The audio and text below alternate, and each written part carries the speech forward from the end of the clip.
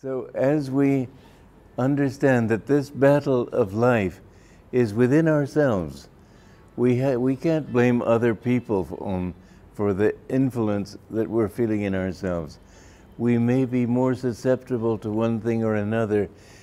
Your own thoughts are universally rooted, not individually rooted, which is to say you don't even create your own thoughts. Your brain is a transmitting station for thoughts that live on that particular level. I remember many years ago when I was a young man, I fell into a mood and I tried to get out of it. Sit down and relax. I tried to get out of it by reasoning my way out. I simply could not. Reason always follows feeling. And so what you need to do is change your level of consciousness. So what I did was say, all right, I'm not winning the battle this way. Let me sit down and change my level of consciousness. So I put my mind very strongly here. And in 5 minutes, it's all it took. I felt completely different. The world seemed fine. Everything's fine. The way you see life depends on where you are in your own spine. It's really an amazing thing, but everything takes place in your own spine.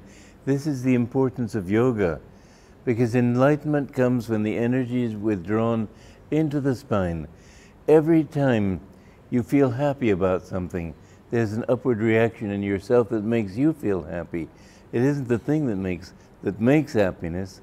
The same thing that makes you happy might make somebody else unhappy. But when your reaction is right, the energy is going up the spine.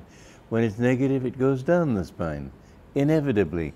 So with Kriya Yoga, what we understand is that we get control over our own reactive process. So that when we see, even some people will enjoy a sunset and be unhappy if it's a rainy day.